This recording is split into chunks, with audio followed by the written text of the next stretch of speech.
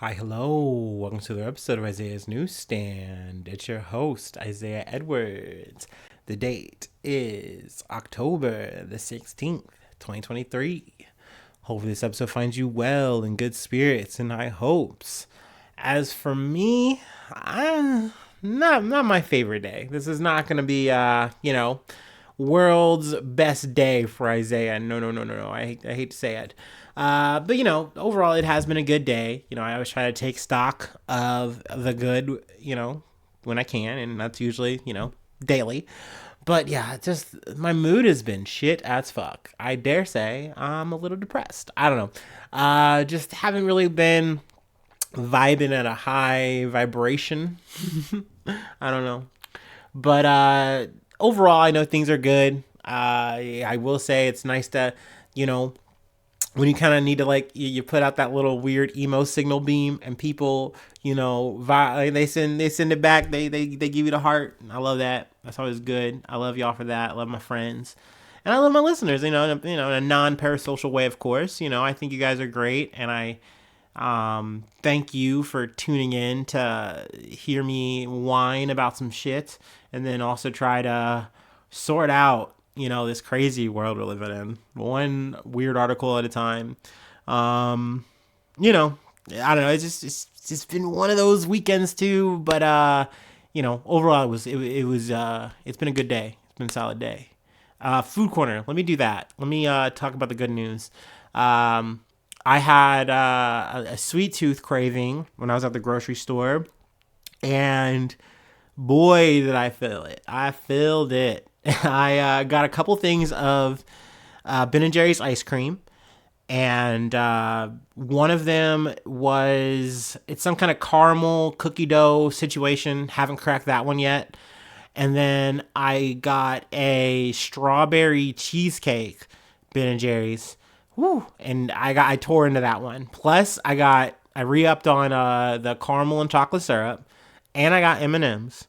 So, whew, I did it up. There's still about maybe like half left. I was able to peel myself off of it, and I'm glad I did, because I went on that scale today, and I was very disappointed. part of the reasons why I'm in my bag, my feels spiral, if you will. But no, I'm sure I'll bounce back, and we'll sort out the rest of that ice cream, and maybe I'll give you a report on that. But yeah, Ben and Jerry's, they did it. They always come correct. I feel like they give you it's always some weird trippy little title, but you read the description and it is the description. They deliver on that. So kudos. Let's see here. Enough about mopes. Enough about food. I'm gonna do my little startup, and then we'll get into some news. How does that sound? Hopefully it sounds good. Hopefully, that's what you're here for. But hey, if you're just a clicker, I've said this once, I'll say it again. I stand you. I love you. You are here to support me and also be hyper efficient on your time. So hell yeah, we've well past the 30 seconds. I salute you. Have a good one.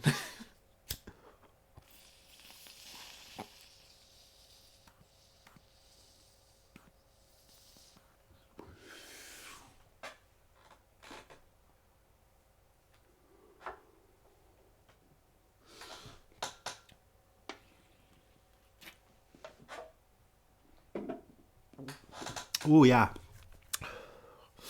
Ooh. But this one, the rest of this is for the diehards. So that's how I get them. That's how I get them, right? All right. Anyway, let's talk about some news. I'm sorry, I'm all over the place today. From CNN, Noboa, 35 years old, to become Ecuador's next president following election dominated by spiraling crime. All right. Center right candidate Daniel Noboa, the 35-year-old son of a banana tycoon, will become Ecuador's next president, following an election driven by concerns over rising violence and the worsening security situation in the Latin American nation. Let's see. There's some stats here. More than 10 million people have voted in the presidential election, and the data from the National Electoral Council of Ecuador, or the CNE, shows Noboa obtained 52.3% of the votes. His main political rival, who I thought was going to win, leftist candidate and first round frontrunner Luisa Gonzalez, obtained 47.7% of the votes. So to me, this is a bummer. That being said, this is definitely kind of one of those like poisoned cup jobs. I feel like, whoever is getting this, there's so much like kind of mounted against you. I did want to read a little bit more here. The Asociación Democrática Nacional's party's candidate has pledged to create more work opportunities for the young, bring in more foreign investment, using technology to fight crime, and has suggested several anti-corruption measures, including sentences for tax evasion. Now, those all sound good, but we'll see if they're going to be able to rise to the occasion. Let's see here. I know that, what initially got us here was the assassination of Fernando Villavicencio. He was a candidate that was really primed to win, and, he was assassinated, which followed, more, crazy gang activity, all that kind of shit that we've covered. So, I did want to cover this election, at least in its end, and, here we are. So, in terms of any more developments, I'm sure we'll be there to cover that for sure. But yeah, like I said, bittersweet because, here's the end, but it's not the person I was hoping for. But, so it goes. Let's move on to some, really sad news from the Associated Press. 6-year-old boy is buried and mother treated after attack that police call an anti-Muslim hate crime. Crowds of mourners in a heavily Crowds of mourners in a heavily Palestinian Chicago suburb paid respects Monday to a 6-year-old Muslim boy killed in an alleged hate crime, hours after authorities revealed new details about the evidence used to charge the family's landlord with stabbing the child and his mother. Wadia Al-Fayoume, who had recently had a birthday, died Saturday after being stabbed dozens of times in a brutal attack that grew condemnation from local elected officials to the White House. Authorities said the family's landlord, Joseph Kuzba, was upset over the Israel-Hamas war and attacked them after the boy's mother proposed they pray for peace.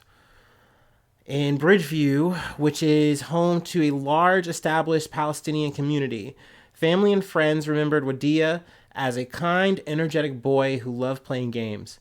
His body was carried in a small white casket, which at times draped with a Palestinian flag, through packed crowds.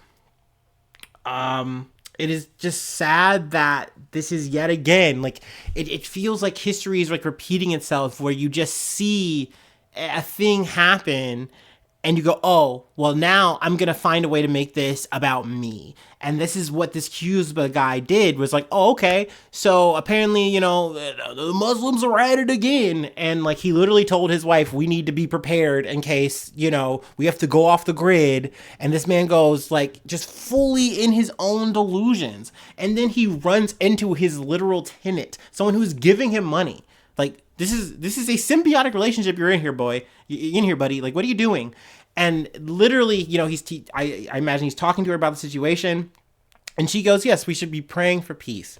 Like what? He's doing the exact opposite of what this guy is like dreading and fearing. And he literally goes, "Oh, well, I'm gonna take my fucking military combat knife and attack you."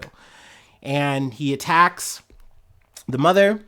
And, she's like, very much, very wounded. She winds up retreating to the bathroom. And then he goes to Wadia, I believe he's in his room, and stabs him multiple times. It's just sheer brutality for zero reason.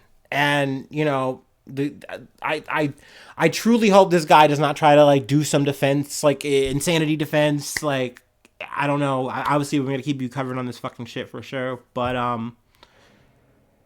it's just senseless as hell.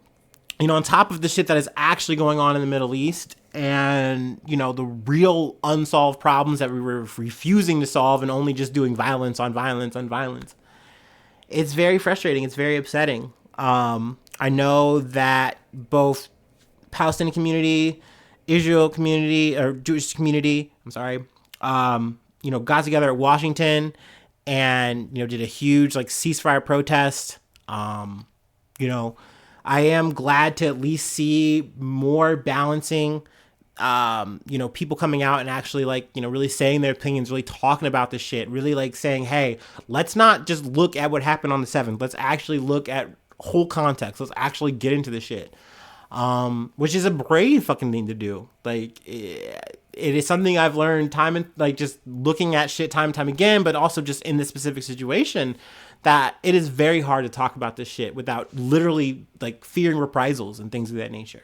But I do think that the biggest fear is that whole 9/11 2 vibe where we freak out and we just go on this reflexive revenge campaign as humans. And like you see it and you just want that to happen. And it just like, I just remember being a teenager and not knowing really how to feel, but knowing like bad shit was happening. And like, I remember leaning on like my Christian sensibilities and being like, well, I mean, like, I don't know. But like, I was leaning on the wrong fucking shit back then. I was going off of whatever was being fed to me and going like, yeah, no, it's a vibe. We should just be going over there and like, this is going to protect us. Like, no, dude, like none of that shit protected us. None of that shit defended us. And I just feel like we are seeing that shit happen again, at least in terms of the defense. But what really is happening is a flattening, is a literal ethnic cleansing of people. And I know, I'm in the weeds here. I'm on a tangent. We are no longer talking about Chicago. You're right. My bad. But I just feel like if we're not actually talking about this shit and we're just leaning on fear, we're just leaning on hate, we're not going to get anywhere. We're just never going to get anywhere as people. And I do want to use my voice to at least say that shit. I'm never going to be eloquent about this. I'm never going to stick the landing 10 out of 10. I'm no Simone Biles. I fucking wish. But I'm here to do my best on this shit and talk about these issues as they come up and, as I can tackle them and talk about them. So, yeah. Let's move along to, something lighter. Let's talk about bankruptcy. Let's talk about opioid abuse. Yeah, that's great. I love what I do. I love my job. From CBS News. Rite Aid files bankruptcy amid opioid-related lawsuits and falling sales. AKA, it's just sucking to suck right now for Rite Aid. Major U.S. pharmacy chain Rite Aid said Sunday that it has filed for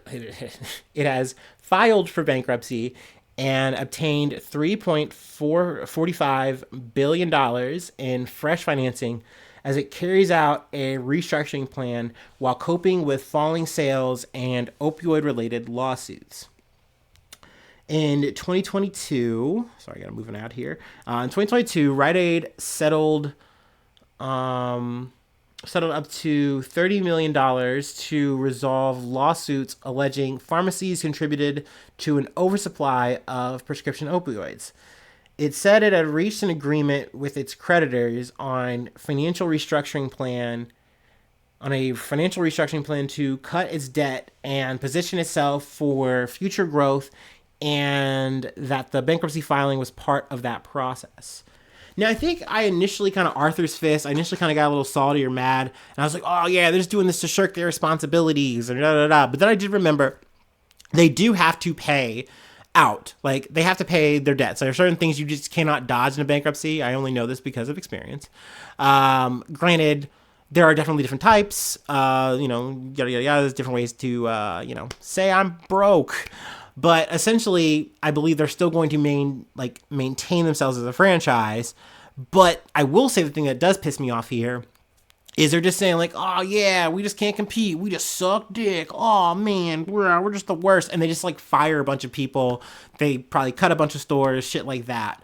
So that kind of downsizing sucks because, obviously it's people out of fucking work and, that's no fucking good. But yeah, I mean, I imagine that the company is still going to maintain itself. And like I said, they are still going to have to pay, out those lawsuits. We have talked about lawsuits and stuff like that, in regards to this. You do see a big number and you hear that, but then you also have to understand that by the time it even gets to the people it's supposed to get to, the people who are affected, the families that have lost, the people who have suffered, all that, it barely amounts to anything. And it fucking sucks in that regard. So yeah, I mean, it really just kind of feels like no one really wins in this kind of shit. But it is good that at least motherfuckers are owning up to what they got to own up to. You know what I mean? And hopefully there's change. At least they aren't passing out opioids the same way that they used to. That is the upside. But yeah, that was some new coverage I wanted to talk about. Fell down the pipe. We have one more thing to cover before I let you go. I'll let you get to that lasagna. You know me. I'm gonna take my break. I'm frazzled.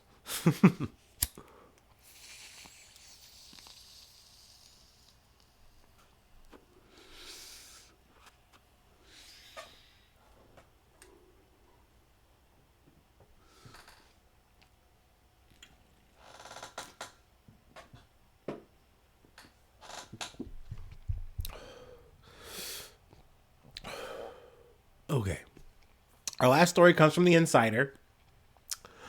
Man who tricked Tesla into giving him 5 free cars and set one on fire on a frozen lake gets a 4-year prison sentence. I love a good grift. I love the destruction of a Tesla. Especially a destruction of a Tesla that doesn't involve a death. We love those. Those are like my favorite. But yeah, I don't know. This one was just a little bit of a lighter story I wanted to, tune in and talk about. A man who managed to trick Tesla into giving him 5 of its electric cars for free, has been sentenced to 4 years in prison, according to the U.S. Department of Justice. The man, 34-year-old Michael Gonzalez from Vermont, was able to get 5 brand new EVs, that's electronic vehicles, from Tesla that were worth over $560,000 in total. He later resold 3 of the cars below sticker prices to unknowing purchasers, including a used car dealership and buyers on eBay and Craigslist for about $231,900 in total. The vehicles included a 2018 Model 3 and 4 Model X's. And that's according to the court reports. Let's see here. Gonzalez even got more crafty when he couldn't resell one of the EVs because Tesla didn't give him a certificate of ownership. Prosecutors said he drove it onto a frozen lake where he set it on fire and later filed an insurance claim on the Tesla, saying he'd taken the vehicle on the Shelburne Bay in Vermont to go ice fishing at night. The claim was denied. I laugh at this because I don't know if you've seen the movie, but I'm a big Michael Cera head, and Youth in Revolt is one of my favorite movies. And the scene where he goes to fake his own death, where he drives the car, or he like drives a car over a cliff, and it is literally in front of a police station, but he didn't realize that the lake was deep enough, and it was just him just staring oh fuck, I fucked up. Or at least that's how the trailer is cut. But I think he just dunks it into a lake, realizes he fucks up, and just runs. He's just completely fucked, and that's how I immediately picture this. This guy had this cool plan. He's just I'm just gonna let it. I'm going to blow it up, I'm going to burn it, and it's going to fall into the lake. Easy peasy. Everyone's going to believe me. And it's no, dude. This is sus as fuck. We're not giving you money here. Now, all that is hilarious, but I did want to go into how he was able to get these Teslas for free. I felt like that was important. The Vermont man was able to trick Tesla's payment system by giving it... Also, this is not an endorsement, by the way. Do not try this. Giving it the banking information for accounts with insufficient funds, including some accounts that had less than $110 in them. Oh, excuse me. The company then gave Gonzalez the cars before it was clear the man's banking accounts did not have the full funds to pay off the full balance. Gonzalez ordered the Teslas using different names, including the name of an ex-girlfriend and a woman he fathered a child with, the indictment said. Gonzalez also submitted false statements to the Vermont Department of Motor Vehicles in order to get the titles to the cars. Let's see. After this 5th attempt in 2019, Tesla hired a company to repossess one of the Model X's, but Gonzalez was able to evade the repo men and hide the car in a storage unit. So my man was crafty. He was sneaky. You were not catching him slipping. But he was determined to get this money back. And I don't know. I feel like that was not helpful for him. And I think it's probably part of his undoing. But let's see here. Gonzalez pleaded guilty to 5 charges of possessing and disposing of stolen vehicles. He was sentenced to 4 years in prison on Thursday and ordered to pay Tesla about $493,000, as well as another $900,000. We already said that earlier. Whatever. So yeah, that is the story that I wanted to tell of Gonzalez and the stolen Teslas. Pretty interesting grift, I thought. And yeah, that's the news for the day. At least that's where I want to leave it. Let's see here. It is Monday, so we're back on chill mode. Chill mode, not chill mode. Patreon.com/Isaiah News. If you'd like to support the effort, you become a newsie. I shout you out at the top of the month. I say your name on the podcast. And then let's see here. Free ways to hit me up. IsaiahNews1@gmail.com. And then you can find or follow me on the socials. I'm usually there, or the podcast is there. Please subscribe to the YouTube. Thumbs up. All of the stars. That helps out a lot. Thank you very much. Thank you kindly. And hopefully I see you soon for some more good news. I love you. Bye-bye. Mwah.